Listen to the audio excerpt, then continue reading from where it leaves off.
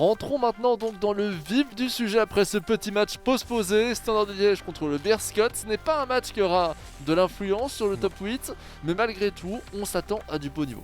Oui, voilà, parce que c'est vrai que quoi qu'il arrive, Shadow du côté du Standard, ça reste un très très bon joueur, donc il devrait nous proposer du beau football. Yari du côté du Beerschot, son niveau de jeu évolue journée après journée, donc il s'améliore. Après, il reste quand même en dessous de la Fado, je pense. Et c'est vrai qu'il n'y a pas forcément non plus d'enjeu dans ce match, mais ça peut être un match sympathique justement, parce qu'aucune pression sur les joueurs. Oui, et la raison pour laquelle ça reste un match très intéressant aussi, c'est parce que d'un côté, on est sur deux joueurs qui ont quand même un certain amour du club, en tout cas qui s'investissent beaucoup dans l'avenir de ce club. D'un côté, le Standard de Liège, avec justement, on sait toutes les publications, tout le folklore qu'il y a autour de la scène sportive du côté du Standard, avec Shadow notamment. Et puis, du côté adverse, avec Capitores, le Beerschot vient d'arriver sur la logique de l'e-sport, sur FIFA 21, mais malgré tout on sent que voilà, il y a une véritable volonté de mettre en avant les couleurs du Beerschot, et surtout il y a un grand amour du maillot des deux côtés. Oui, donc on peut être assez impatient de voir ce que les deux joueurs peuvent nous proposer. Tu penses que le Beerschot a son coup à jouer ? Oui.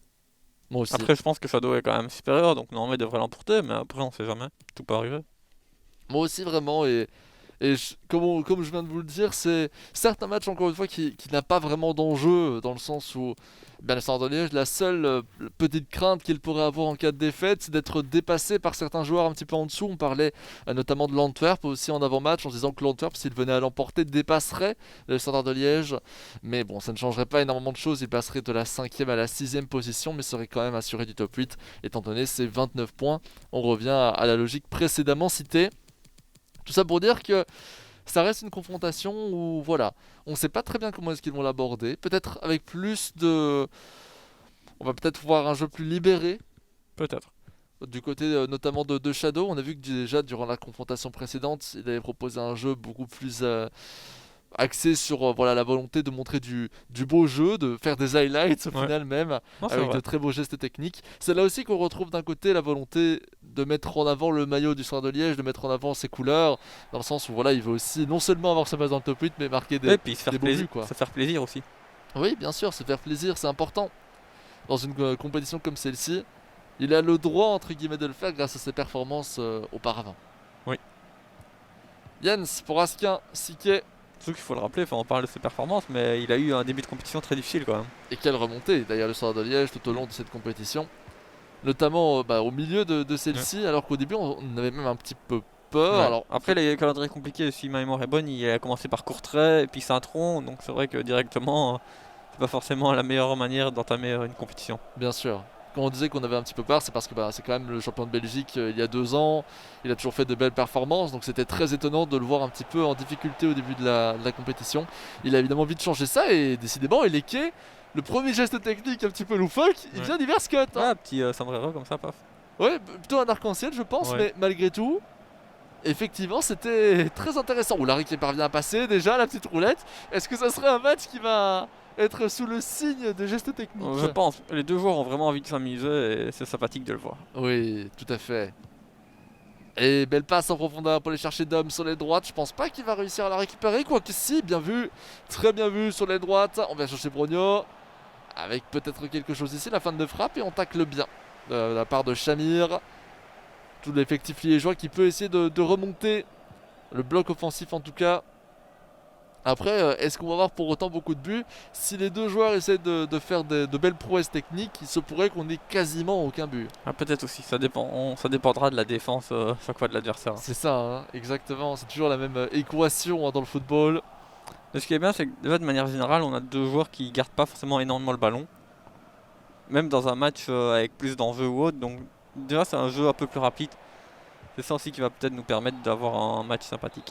Après, on parlait du Cercle de Bruges durant le match précédent comme une équipe qui marquait quand même pas mal pour sa position dans le classement général, mais qui encaissait beaucoup.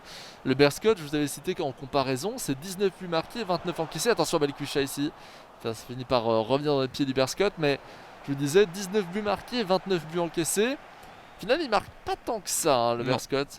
On reste sur environ un match par un. Mais il encaisse peu aussi. Oui, c'est vrai. C'est absolument vrai. Dom, il est pas mal. Dom encore, on va chercher Brogno. Capitores pour le premier but. avec un enchaînement de passes courtes très bien réalisé. Mais on vous le rappelle, dans ce genre de match, ça ne veut rien dire.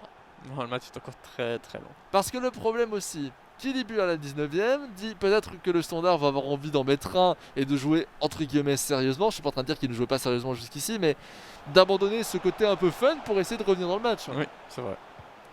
Raskin, non, Bourdin qui va bien reprendre. Chercher Franz pour Griset. Et finalement Holzhauser. Après, on n'est pas à l'abri aussi d'une prouesse du Berscott. Hein. On n'est clairement pas à l'abri de ceci.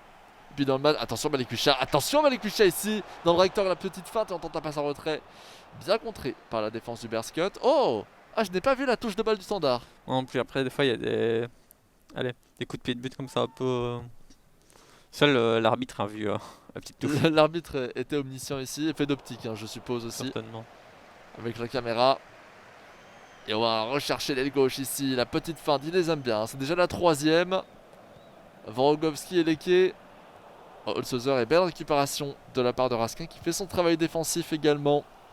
Part un petit peu dans tous les sens. Lestienne, il peut pas encore donner cette profondeur. Il l'a fait quand même et ça va passer. Malekucha avec ce râteau. Il était vraiment enfermé. Hein. C'était dur à trouver cet attaquant. Oui. Le risque qui avait été quand même pris par le Standard de Liège. Shadow qui est un joueur de manière générale qui prend des risques offensivement. Hein. Ça c'est aussi une de ses caractéristiques. Je pense que c'est le meilleur moyen de trouver peut-être l'homme dans des situations plus simples à finaliser une action. Preuve en son, c'est 39 buts marqués depuis le début de la compétition. Justement, c'est des passes que normalement ne devraient pas passer. Alors si elles passent, normalement l'homme est tout seul pour finir. Absolument. Eleki, Vorogovski, Holzhauser. Ce que tu viens de dire d'ailleurs, c'est parfaitement illustré par l'action avec Malekucha qui finalement est un petit peu enfermé. Mais si l'idée s'était concrétisée, eh bien ça aurait mené à de très belles... Il manquait pas grand chose pour qu'il récupère le ballon quand même. Absolument. Raskin. Raskin encore, et pas de soucis pour l'instant, pas de pressing du Berscott évidemment qui est en train de mener et qui est en train d'attendre. Peut-être hors-jeu peut-être, là je pense pour l'Estienne, oui. Il était relativement large. On va se relancer avec Griset. Un pressing quand même assez haut de la part du Standard de Liège. Ça c'est aussi une de ses caractéristiques. Hein. Un style de jeu qui est tout à fait, j'allais dire unique. Je pense pas qu'il soit non plus 100% unique, enfin tous les styles de jeu sont évidemment uniques, mais je veux dire dans cette Pro League, il n'y en a pas beaucoup des joueurs comme Shadow. Non. Des joueurs extrêmement offensifs, portés vraiment sur l'attaque. Après c'est un choix et c'est vrai que c'est sympathique. C'est toujours plus chouette de commenter un gameplay comme cela. Ouais, bien sûr. Malekucha, Lestienne, le petit râteau et finalement Franz qui va reprendre. On en a quand même d'autres, hein, des joueurs avec justement un peu plus de... disons, aux caractéristiques plus offensives que défensives. Je pense à Abdullah Weiss. Dans une moindre mesure, on pourrait penser à Zeror. Oui. Mais ça se voit moins évidemment qu'avec avec le Standard. Mais il y a aussi ce côté très éclectique offensivement. Et beaucoup de buts évidemment marqués. Hein. On se rappelle que Zeror, c'est 43 buts marqués. Charleroi aussi, dans une moindre mesure. Oui. 48 buts marqués. Après, c'est aussi il y a aussi une autre équipe, je pense, qu'on peut mettre en évidence. Par exemple, l'Antwerp. Oh attention à Tapsoba qui vient marquer ce but ici, 1 but à 1. Désolé Xavier, ça nous a pris de court tous les deux. Je me suis arrêté également aussi pour... Avec ce petit crochet et finalement ce tir qui vient tromper la défense du Berscott. 1 but à 1, 44e minute de jeu. Donc tu disais, excuse-moi Xavier. L'Antwerp aussi, je trouve que défensivement ils sont pas terribles, mais que devant ils arrivent quand même souvent à faire la différence. Oui, c'est vrai. En soi, c'est... après, le problème c'est que ça se voit moins sur les statistiques. Sachant que 19 buts, ça reste relativement peu à ce stade de la compétition, sur un FIFA en plus où on marque quand même pas mal, hein, qui est un peu moins défensif que FIFA 20 notamment. Donc voilà, ça reste à prendre évidemment avec des pincettes. Je vais citer l'ensemble en tout cas des joueurs qui ont marqué beaucoup de buts dans cette compétition jusque maintenant. Mais plus on monte dans le classement général, évidemment, plus la distinction entre un joueur vraiment très offensif et un joueur très défensif s'amenuise, parce que d'un côté, si on est à ce stade de la compétition, si on arrive à faire les premières, troisième places, comme je vous le dis avec Saint-Tron et Charleroi, c'est qu'on a quand même un très bon niveau défensif derrière qui permet de sauver un peu les meubles. Effectivement, quoi qu'il arrive, on ne peut pas avoir une bonne position en étant juste bon en attaque ou juste bon en défense. C'est pour ça que je me rappelle que la première année où le Standard de Liège avait l'avait emporté le championnat de Belgique. Certains ne s'y attendaient pas, justement, C'est en Moucron. sous-estimant. Oui, sous Moucron évidemment, mais je veux dire Shadow, excuse-moi. Petit lapsus évidemment, vu que maintenant ça fait maintenant 1 an et demi qu'il est au Standard de Liège. Mais Shadow, on s'attendait pas spécialement, certains ne s'attendaient pas à le voir l'emporter à cause de ses petits défauts défensifs, justement. Ils avaient finalement prouvé le contraire.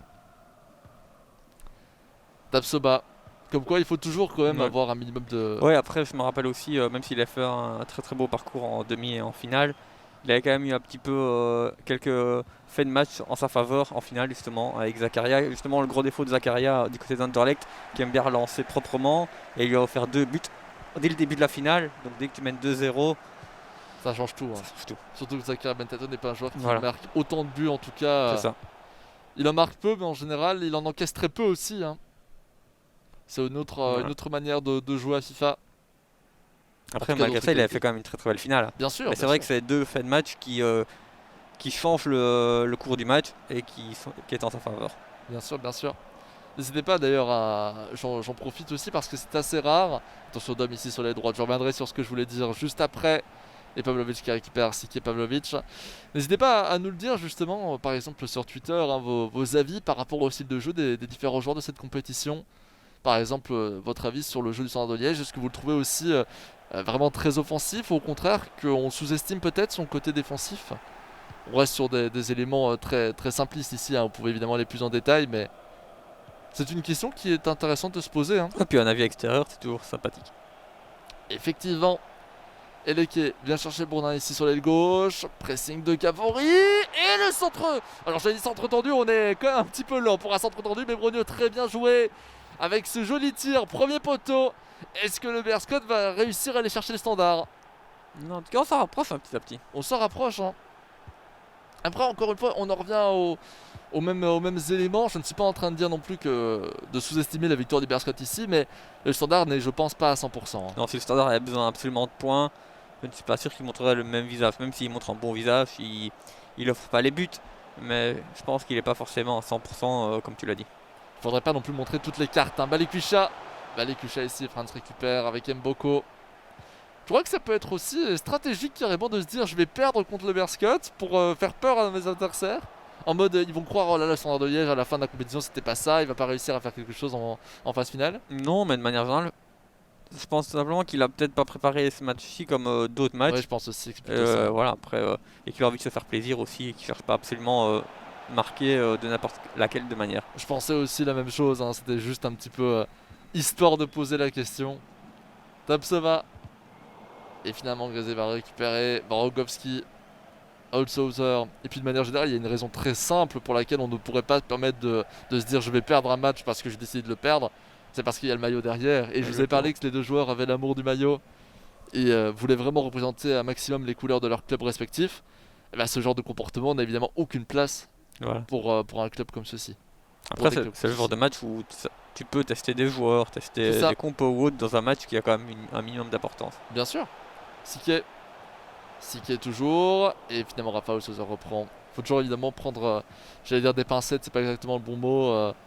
Prendre du recul par rapport à chaque situation. Tapsoba. Et voici le tir de Tapsoba. Finalement arrêté par Van Hammel. On se permet évidemment aussi beaucoup d'analyse parce que, eh bien, au niveau des actions, il y en a quand même quelques-unes. Donc, j'allais dire quelque chose, mais finalement pas tant que ça. On a quand même pas mal d'actions intéressantes hein, des deux côtés. Ça Ouais. reste un jeu plutôt simple, qui m'étonne d'ailleurs de par la simplicité. Bah, c'est vrai que début de match, on a vu 2-3 gestes un peu superflus, mais qui étaient beaux. Et depuis, ça joue un peu plus simple quand même. Ouais, ça se joue un peu plus. J'allais dire plutôt un ressenti que j'avais par rapport au début du match.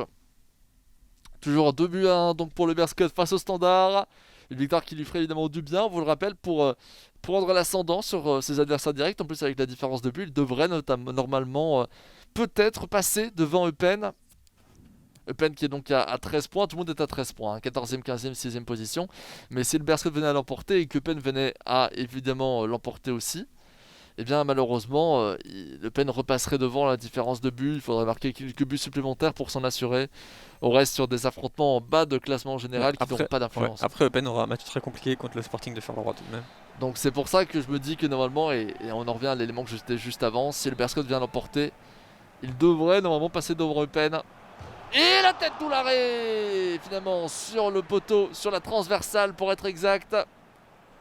Ça va revenir dans les pieds d'Eleke, plutôt sur le torse d'Eleke. Il va pouvoir relancer éventuellement une profondeur qui s'est fait très tardivement. J'avais peur d'une sortie en touche. Finalement, la sortie en touche sera faite un petit peu plus tard. Griset. Et pour le Berscott, hein, évidemment.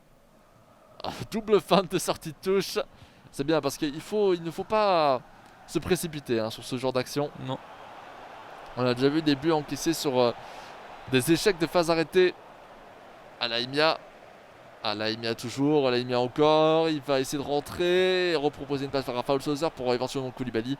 Mais Faye et Balikwisha peuvent éventuellement relancer quelque chose. Franz qui fait un joli tacle ici pour essayer de récupérer. Ça revient dans les pieds liégeois. Oularé pressé. La belle profondeur pour Balikwisha. La feinte. On revient en retrait avec Oularé pour Sylvestre. Sylvestre encore un peu de chance face à Mboko. La feinte de frappe de Balikwisha et le tir finalement arrêté par Griset. Aussi un joueur qui aime beaucoup les feintes dans le rectangle. Hein. Oui. On avait vu avec le dernier highlight qu'il avait proposé il y a de cela, je pense, 2 semaines. Carcella. Le tir finalement arrêté.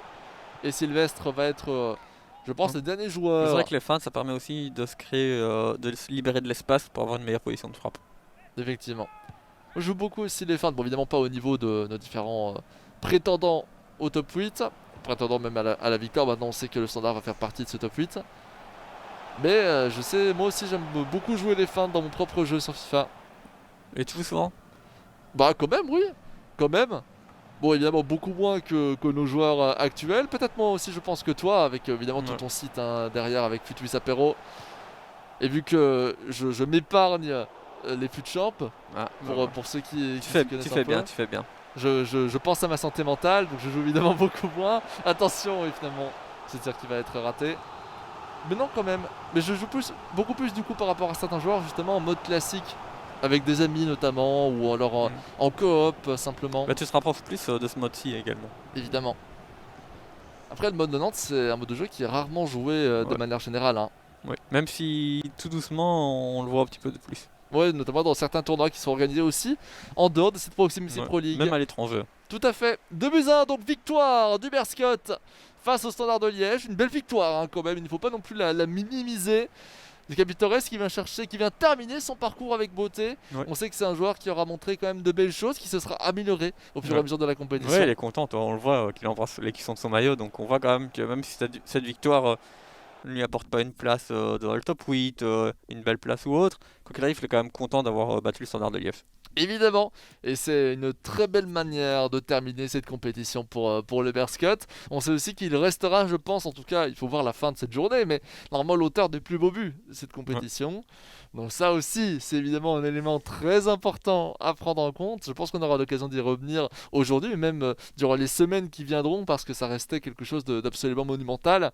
Et puis maintenant, on a déjà le début de ce tableau des scores de cette dernière journée, de ce dénouement final qui commence, qui s'inaugure avec cette victoire du Berscott 2-1 face au Standard de Liège. Vous le voyez, les premiers matchs risquent d'être un petit peu moins à suspense, disons. Stade Cercle de Bruges, Charleroi-Eupen, Zulte contre la Gantoise, ce sont des confrontations qui n'auront pas énormément d'influence, à part simplement pour le maximum de points que vont réussir à avoir nos joueurs. Attention quand même à Zulte la Gantoise. Oui.